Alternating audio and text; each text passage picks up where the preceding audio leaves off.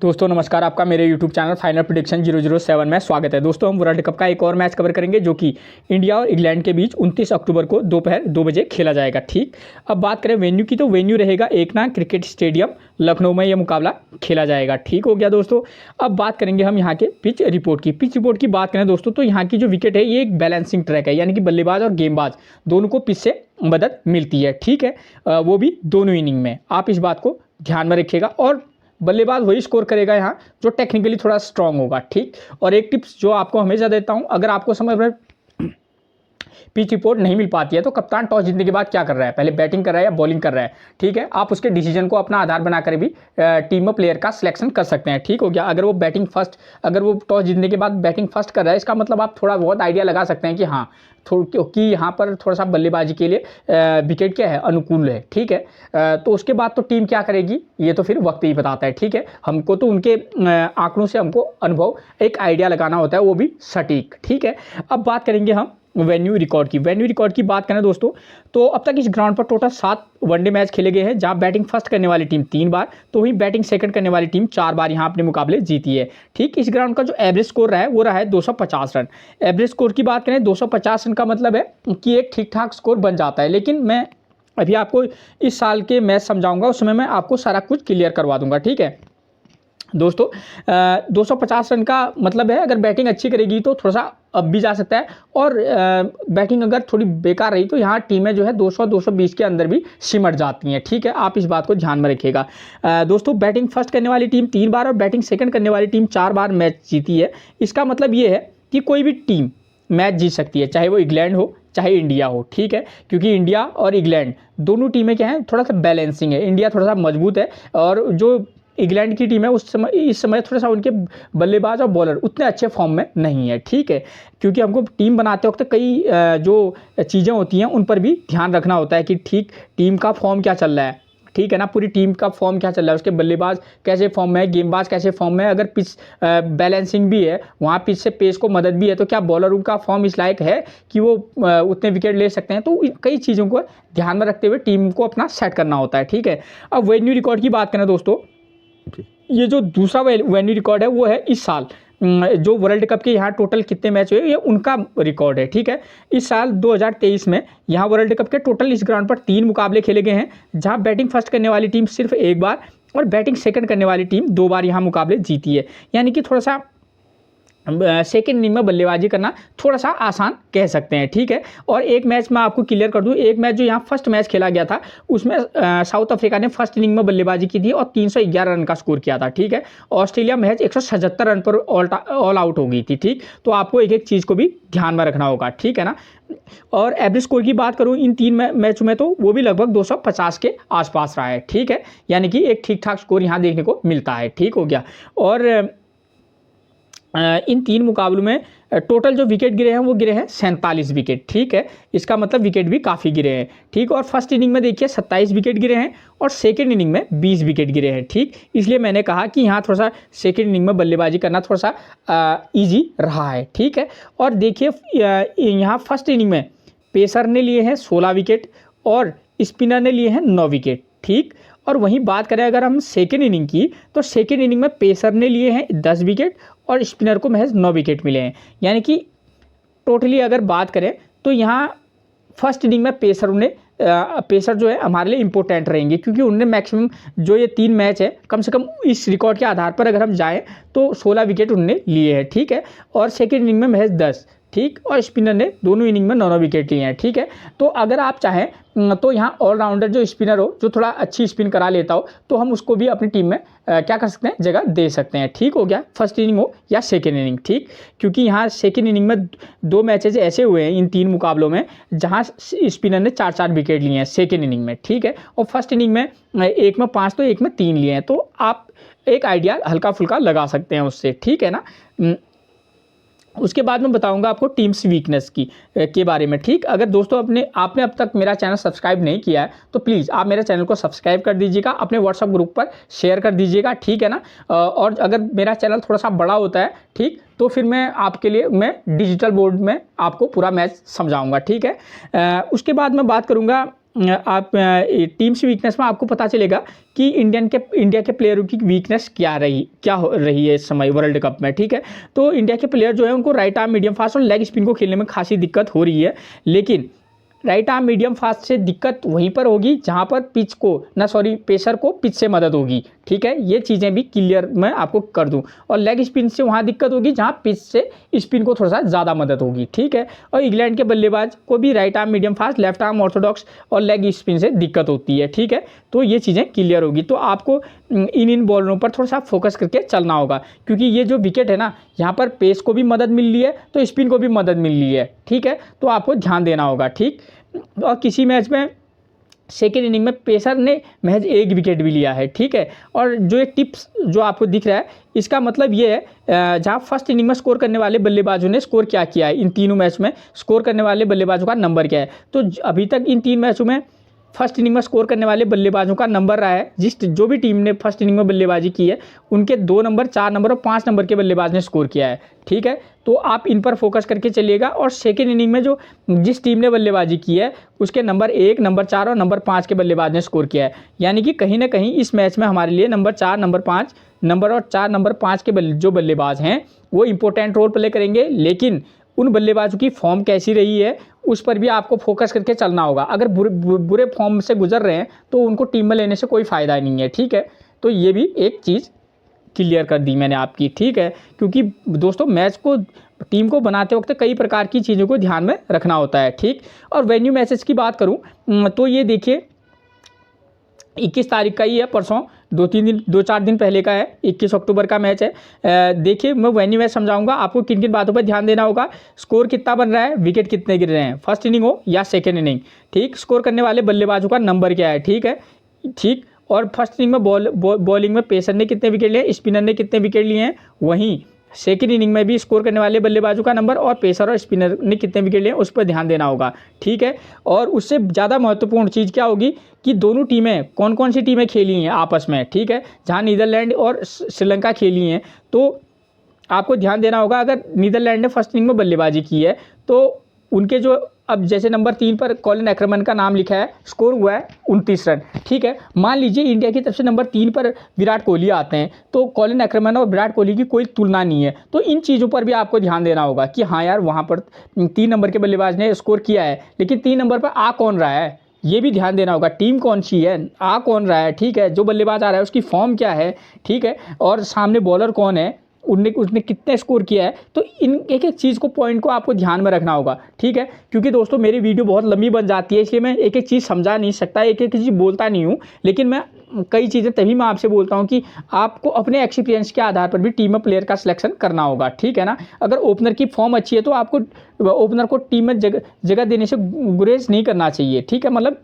एक टीम तो आपको ऐसी बनानी चाहिए, अगर दोनों ओपनर अच्छे हैं तो उनको आप पिक कर सकते हैं, ठीक है। बशर्ते कि वेन्यू मैच के आधार पर अगर आपको लग रहा है कि हाँ नंबर 3 का बल्लेबाज स्कोर कर रहा है तब आप टॉप ऑर्डर में से चाहें तो एक को ड्रॉप करके चल सकते हैं, ठीक है। तो कई चीज़ें होती हैं, ठीक। पेसर ने अगर विकेट मिल रहे हैं तो तब आप टॉप ऑर्डर को ड्रॉप करके चल सकते हैं, उसमें कोई दिक्कत नहीं होती है। और सामने ये भी देखना होता है कि उन बॉलर की फॉर्म क्या चल रही है इस समय। इसलिए आपको क्या समझना होता है कि तभी आपको प्लेइंग 11 जो होती है वो समझनी आवश्यक होती है, ठीक है। तो आप अगर प्लेइंग 11 देखेंगे नहीं तो आपको उतना समझ में आएगा नहीं, ठीक है। क्योंकि जितने भी वीडियो देखे जाते हैं वो वेन्यू मैच तक ही देखे जाते हैं, ठीक। वहीं पर से समझ लेते हैं, उसके बाद उन्हें लगता है कि भाई ये ऐसा ऐसा ऐसा हो जाएगा तो ठीक हो जाएगा, ठीक। तो ये चीज़ें होती हैं, ठीक। ये इसलिए इतना बोलता नहीं हूँ मैं, कई चीज़ें फिर मिस हो जाती हैं, मैं भी भूल जाता हूँ मुझे क्या समझाना है, ठीक है। देखिए दोस्तों यहाँ नीदरलैंड ने फर्स्ट इनिंग में बल्लेबाजी की थी, तो जहाँ फर्स्ट इनिंग में बल्लेबाजी करते हुए उनकी तरफ से नंबर 3 के बल्लेबाज कॉलिन एक्करमैन ने 29, नंबर 7 पर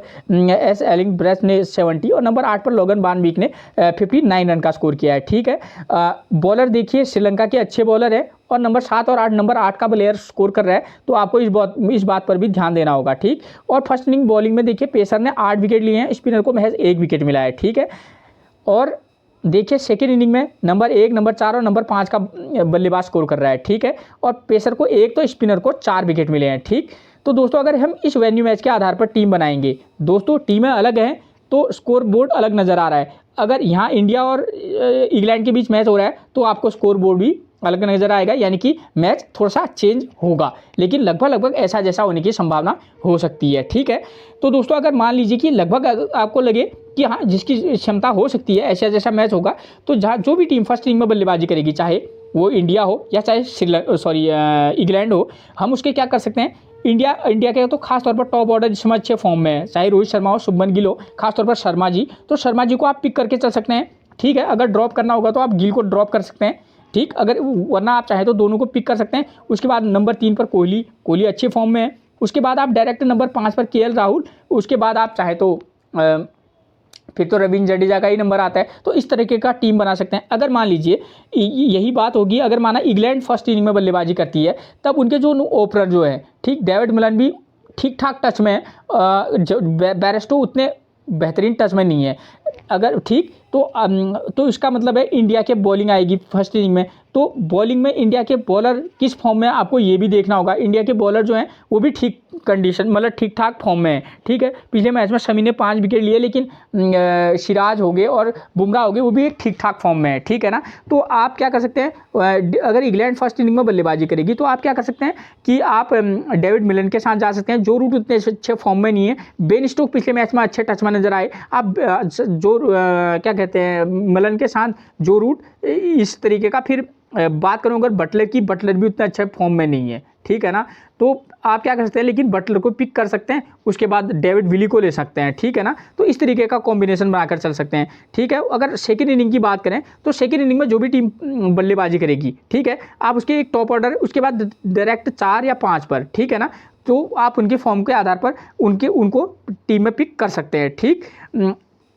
रही बात अब बॉलिंग सेक्शन की, तो बॉलिंग सेक्शन में जो भी टीम फर्स्ट इनिंग में बॉलिंग करेगी उसके हम पेसर पे ध्यान दे सकते हैं। ठीक है, और एक ऑलराउंडर स्पिनर को अपनी टीम में पिक कर सकते हैं। और वहीं सेकंड इनिंग में जो टीम बॉलिंग करेगी, अगर हम चाहें तो उसके एक पेसर प्लस 2 स्पिनर, एक रेगुलर स्पिनर और एक जो काम चलाओ स्पिनर होता है, ऑलराउंडर स्पिनर के साथ भी जा सकते हैं। अब जडेजा है, जडेजा एक बेहतरीन ऑलराउंडर स्पिनर है। ठीक है ना, उनको आप ऐसा नहीं कह सकते। ठीक, तो इस तरीके का टीम बनाकर भी चल सकते हैं। ठीक है, अगर आपको लगे कि मैं एक पेसर और एक पेसर ऑलराउंडर के साथ एक स्पिनर को भी ले सकते हैं, तो कॉम्बिनेशन अलग अलग तरीके से बनता है। ठीक है, उसमें आपको ध्यान देना होगा कि भाई टीम में कीपर के प्लेयर की फॉर्म क्या है। ठीक है, ठीक, अब मैं बात करूंगा सीधे कैप्टनसी और वाइस कैप्टनसी की। तो कैप्टनसी और वाइस कैप्टनसी जो इंपॉर्टेंट है, उसके लिए हमारे पास अगर बैटिंग सेक्शन में जाएं तो हमको यहाँ 7 और 8 नंबर का प्लेयर स्कोर करते हुए नजर आ रहा है। ठीक, इंडिया की टीम अलग है,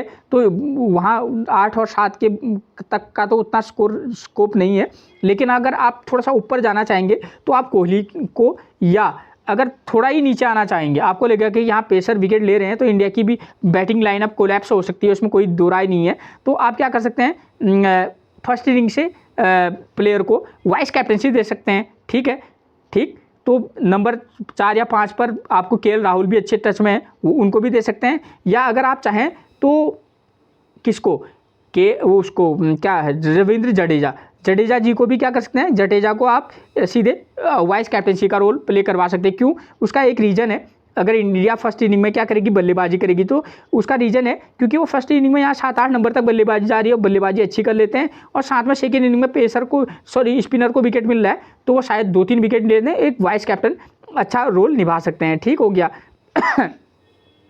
अगर यही चीज़ मान लीजिए इंग्लैंड फर्स्ट इनिंग में बल्लेबाजी करती है, तो उस कंडीशन में आप क्या कर सकते हैं, उनके नंबर 3-4 पर कौन बल्लेबाज अच्छा है, अगर आप चाहें तो डिफरेंट जाना चाहेंगे तो आप पिक कर सकते हैं बेन स्टोक को, लेकिन बेन स्टोक पर अभी भरोसा उतना है नहीं। ठीक, तो आप जो रूट तो बेहद रिस्की पिक रहेंगे, लेकिन ठीक है, वरना अगर आप चाहें तो डेविड विली के साथ भी जा सकते हैं। ठीक हो गया।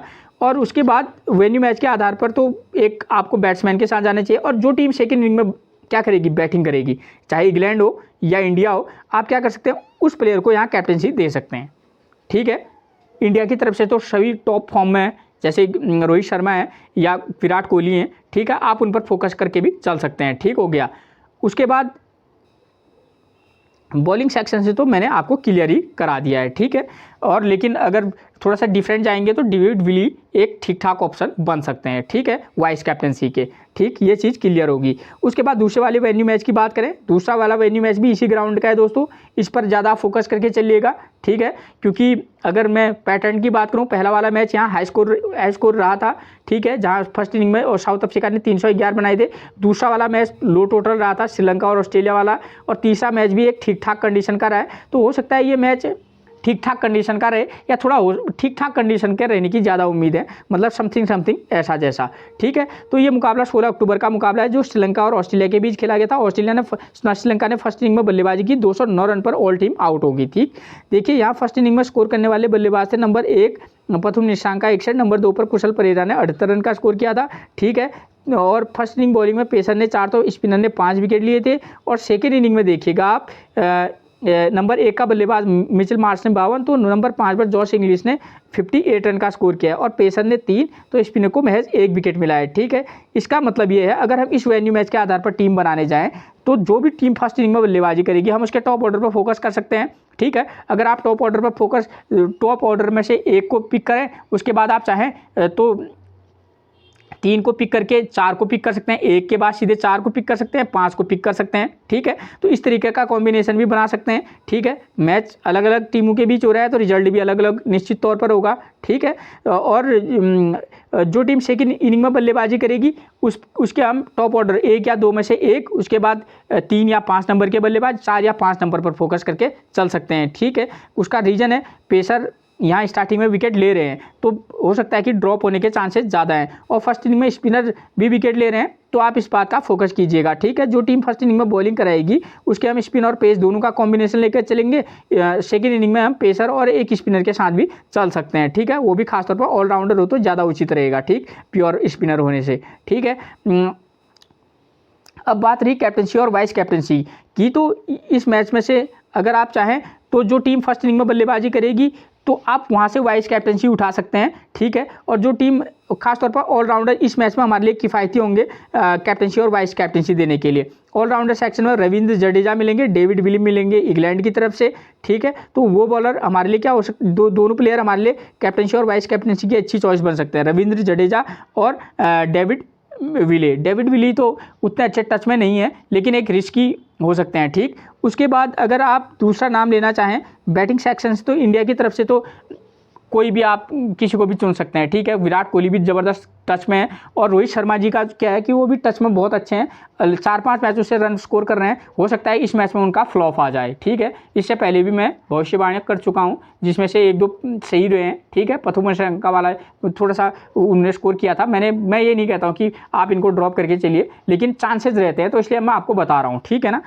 और रही बात इंग्लैंड की, तो आप अगर चाहें तो डेविड मिलन या जो रूट में से एक को वाइस कैप्टनसी का रोल प्ले करने के लिए दे सकते हैं बैटिंग सेक्शन से, ठीक है, ठीक। और सेकेंड इनिंग में से आप हो सके तो मैंने ऑलराउंडर को यहाँ ज़्यादा सपोर्ट करने के मूड में हूँ, ठीक है, क्योंकि वो विकेट भी ले रहे हैं और साथ में रन भी स्कोर करेंगे, तो आप जा सकते हैं, ठीक है। लियाम लिविंगस्टन है, ठीक है ना, लियाम लिविंगस्टन, उनकी भी कोई अच्छी फॉर्म है नहीं, लेकिन एक रिस्की वाइस कैप्टनसी आप दे सकते हैं, ठीक। बॉलिंग कराते हैं और साथ में नंबर 5 पर 6 पर बल्लेबाजी करने भी आते हैं, तो एक और चॉइस हो सकती है। और इंडिया के तो टॉप ऑर्डर में से सारे बल्लेबाज फॉर्म में हैं, ठीक है, तो आप अपने हिसाब से इसको देख लीजिएगा, ठीक है।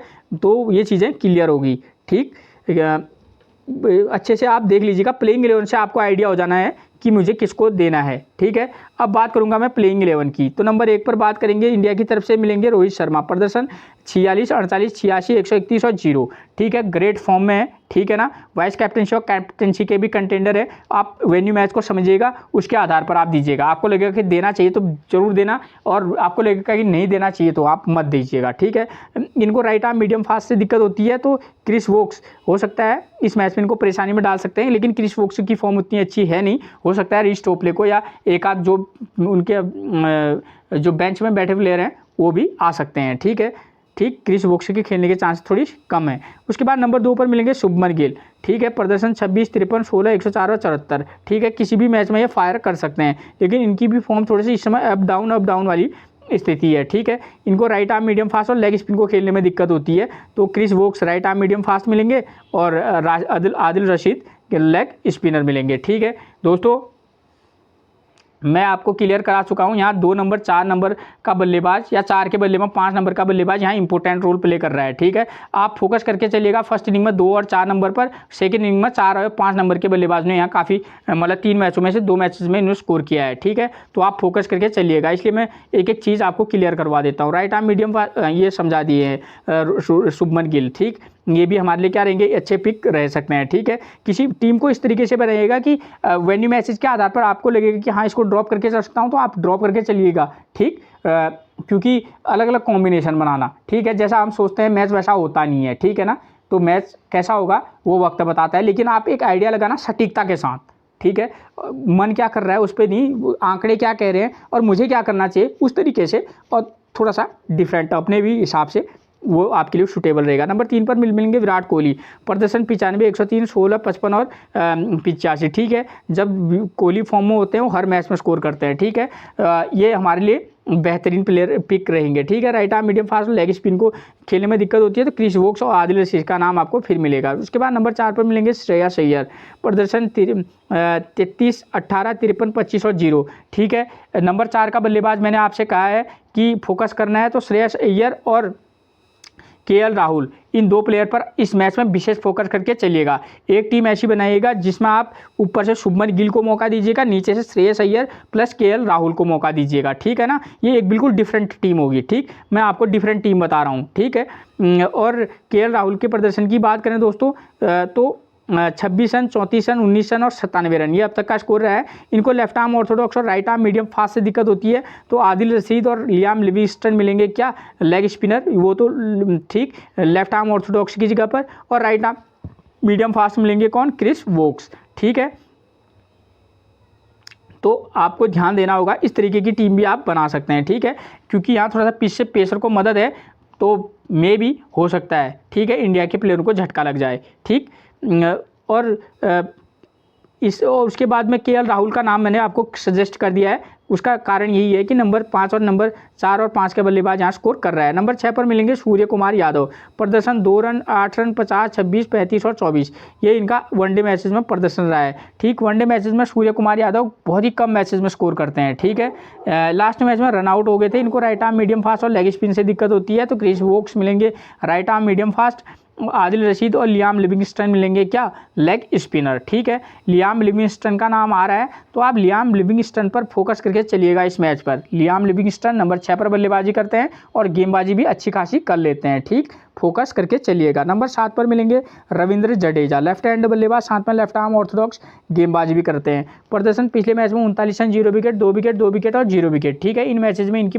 बल्लेबाजी आई नहीं है। ठीक है, इस मैच में की प्लेयर रहेंगे रविंद्र जडेजा, लास्ट मैच में नॉट आउट रहे थे, राइट आर्म मीडियम फास्ट से दिक्कत होती है, तो क्रिस वोक्स इनको थोड़ा सा परेशानी में डाल सकते हैं। उसके बाद नंबर 8 पर मिलेंगे कुलदीप यादव, प्रदर्शन है 2 विकेट, 1 विकेट, 2 विकेट, 1 विकेट और 2 विकेट। ठीक है, जो इंग्लैंड के जो प्लेयर हैं उनको थोड़ा स्पिन खेलने में दिक्कत होती है, और अगर पीछे थोड़ी बहुत भी मदद मिल गई तो कुलदीप यादव थोड़ा सा इंग्लैंड के प्लेयरों को अच्छा खासा परेशान कर सकते हैं। ठीक है, तो आप इनको एक मैच में ड्रॉप, तो एक मैच में वेन्यू मैच के आधार पर आप इनको पिक करके चलिएगा, लेकिन ड्रॉप करके भी आप चल सकते हैं, कोई बड़ा इशू नहीं है। ठीक है, लेकिन पिक करके भी चलना कुछ टीमों में। ठीक है, नंबर 9 पर मिलेंगे मोहम्मद सिराज, प्रदर्शन 1 विकेट, 2 विकेट, 0 विकेट और 2 विकेट और 0 विकेट। ठीक, पेसर को पिच से मदद है, तो इसलिए आप सिराज को भी पिक कीजिएगा, जसप्रीत बुमराह को भी।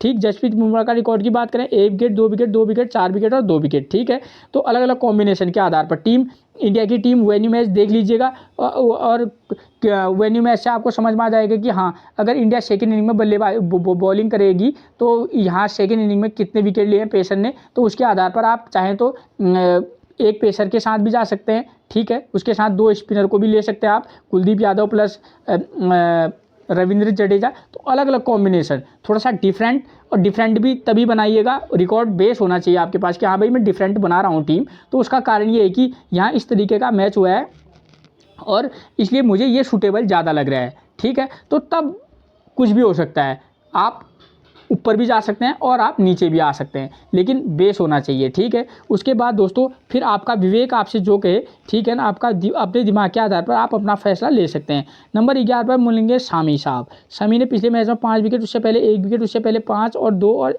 1 विकेट, ये अब तक का इनका प्रदर्शन रहा है, ठीक है। तो ग्रेट फॉर्म में है शामी, तो आप इनको पिक करके चल सकते हैं, ठीक है। अलग अलग कॉम्बिनेशन बनाना, ठीक है ना। शमी के साथ एक बार आप लेना सिराज को, और एक में जसप्रीत बुमराह, शामी प्लस कुलदीप यादव, इस तरीके का कॉम्बिनेशन बनाना, ठीक है। उस मैच में आप रविंद्र जडेजा को ड्रॉप करके चल सकते हैं जब आप कुलदीप यादव को लेंगे तो, ठीक है ना। तो ये इस तरीके से आप क्या बनाइएगा, प्लेइंग 11 बनाइएगा अपनी, ठीक है। उसके बाद बात करूंगा मैं इंग्लैंड के प्लेइंग 11 की, तो नंबर 1 पर मिलेंगे जॉनी बेयरस्टो। प्रदर्शन 39, 10, 2, 52 और 33, ठीक है। किस मैच में स्कोर करेंगे कोई नहीं जानता है, ठीक है, क्योंकि इनका जो प्रदर्शन है उसमें उतनी निरंतरता है नहीं दोस्तों। इनको राइट आर्म मीडियम फास्ट और लेफ्ट आर्म ऑर्थोडॉक्स से दिक्कत होती है, तो सिराज, शमी, बुमराह और रविंद्र जडेजा इनको परेशान कर सकते हैं, ठीक है। तो ये इस बात का आप ध्यान रखिएगा। और टीम में प्लेयर का सिलेक्शन उस आधार पर करना, वेन्यू मैच के आधार पर कौन सी टीम किस मतलब इनिंग में बल्लेबाजी कर रही है, ठीक है, और या गेंदबाजी कर रही है, ठीक है। नंबर 2 पर मिलेंगे डेविड मिलन। प्रदर्शन देखिए 28, 6, 32, 140 और 14 रन, ठीक है। तभी मैंने कहा कि एक मैच में इन्हें स्कोर किया है, उसके बाद इन्हें लगातार फ्लॉप हैं, ठीक है। तो इनके प्रदर्शन के आधार पर इनको पिक और ड्रॉप करना आप। राइट आर्म मीडियम फास्ट से दिक्कत होती है, सिराज, शामी, बुमराह इनको इस मैच में परेशान कर सकते हैं। नंबर 3 पर मिलेंगे जो रूट, ये भी कोई खास फॉर्म में है नहीं, 3, 2, 11, 1 विकेट, 82 और 77, लेकिन प्लेयर ज़बरदस्त हैं। अगर कोई फोकस नहीं करेगा तो हमारे लिए इंपॉर्टेंट रोल प्ले कर सकते हैं इस मैच में जो रूट, ठीक है दोस्तों। फॉर्म इनकी इतनी अच्छी है नहीं, लेकिन मैं क्लियर कर दूँ, ठीक, मैं रिस्क लेके इनको अपनी टीम में जगह जरूर दूंगा, लेकिन ठीक, फिर ये चले या ना चलें कोई बात नहीं। रन आउट हुए थे लास्ट मैच में, राइट आर्म मीडियम फास्ट से दिक्कत होती है, तो एक बार फिर सेम ये बॉलरों का नाम मिलेगा, ठीक। लगातार सिराज, शमी इनका नाम मिल रहा है, तो ये प्लेयर हमारे लिए इंपॉर्टेंट होंगे। नंबर 4 पर बेन स्टोक। प्रदर्शन देखिए 43, 4, 182 और 52। दोस्तों मैंने आपसे कहा है यहाँ नंबर 3, नंबर 4 का प्लेयर स्कोर कर रहा है, ठीक है, 4 और 5 नंबर का, तो बेन स्टोक पिछले मैच में अच्छे टच पे दिखे थे, तो इंपॉर्टेंट रोल प्ले करेंगे। इनको राइट आर्म मीडियम फास्ट और लेग स्पिन से दिक्कत होती है। सिराज, शामी, बुमराह, जडेजा और केदार यादव इनको इस मैच में परेशान कर सकते हैं, क्योंकि लेग स्पिनर तो टीम इंडिया में है नहीं, ठीक है। तो उनकी जगह मैंने लेफ्ट आर्म ऑर्थोडॉक्स और लेफ्ट आर्म चाइनामैन का नाम लिखा है। नंबर 5 पर लेंगे जॉस बटलर, ठीक है। प्रदर्शन 18, 8, 15, 9, 43, 36 और 38, ठीक है। कोई मतलब टच में नहीं है किसी मैच में पिक, तो आप किसी मैच में इनको ड्रॉप करके भी चल सकते हैं, ठीक है। राइट आर्म मीडियम फास्ट और लेफ्ट आर्म ऑर्थोडॉक्स से दिक्कत होती है, तो फिर आपको सेम मिलेंगे, ठीक है। शामी, बुमराह, जडेजा और केदार यादव, कुलदीप यादव। नंबर 6 पर मिलेंगे लियाम लिविंगस्टन।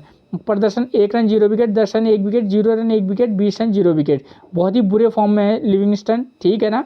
इनको राइट आर्म मीडियम फास्ट से दिक्कत होती है। सिराज, शामी और बुमराह इस मैच में इनको परेशान कर सकते हैं, ठीक है। किसी मैच में पिक और किसी मैच में ड्रॉप करके चलना है इनको भी, ठीक है। उसके बाद नंबर 7 पर मिलेंगे कौन, मोइन अली। लेफ्ट हैंड बल्लेबाज हैं। प्रदर्शन देखिए इनका 15 run 0 wicket, 11 run 0 wicket, 3 run 4 wicket और 12 रन 1 विकेट, ये अब तक का इनका प्रदर्शन रहा है। इनको राइट आर्म मीडियम फास्ट और लेफ्ट आर्म ऑर्थोडॉक्स गेंदबाज से दिक्कत होती है, तो सिराज, शामी, बुमराह, रविंद्र जडेजा, कुलदीप यादव इनको इस मैच में परेशानी में डाल सकते हैं, खासतौर पर कुलदीप यादव और रविंद्र जडेजा। और यहाँ 6-7 नंबर के प्लेयर स्कोर कर रहे हैं, तो एक मैच में आप मोइन अली को तो पिक करके चलिएगा ही दोस्तों। उस मैच में आप Moeen Ali plus Jos Buttler और यहाँ से जो रूट, ठीक, इस तरीके का कॉम्बिनेशन बनाना।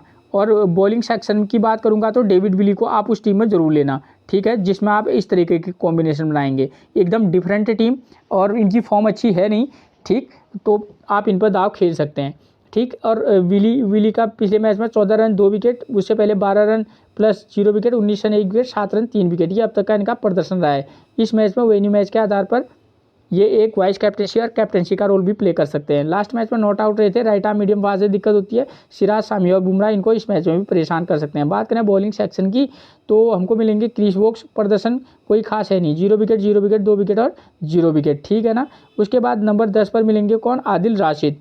प्रदर्शन देखिए 0 विकेट, 2 विकेट, 3 विकेट, 1 विकेट और 0 विकेट, ठीक है। वेन्यू मैच के आधार पर आदिल रशीद को आप टीम में पिक कर सकते हैं।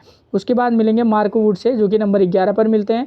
0 विकेट, 0 विकेट, 2 विकेट, 1 विकेट और 0 विकेट, ठीक है। कोई खास प्रदर्शन इनका है नहीं, ठीक है ना। इससे भी इनने बॉलिंग से लेकिन आपको टीम में पिक करके चलना होगा, ठीक है। एक आध मैचों में ड्रॉप तो एक आध मैचों में पिक भी आपको करना ही होगा, लेकिन हो सकता है कि इस मैच में आपको ये प्लेयर दिखते हुए नजर आए। रीस टॉपली ग्रेट फॉर्म में, ठीक, इंपॉर्टेंट पिक रहेंगे, खेलेंगे तो आप इनको पिक कर सकते हैं। अभी एटकिंसन की बात करूं, 2 विकेट, 0 विकेट, 1 विकेट और 0 विकेट, ठीक। एक मैच में आप एटकिंसन को भी पिक करके चल सकते हैं। हो सकता है कि सैम करन की वापसी कराएं, तो उस आधार पर भी आप टीम में प्लेयर का सिलेक्शन कर सकते हैं, ठीक है। मैंने आपको एक एक चीज़ क्लियर करवा दिया है, ठीक है दोस्तों। आप मेरे चैनल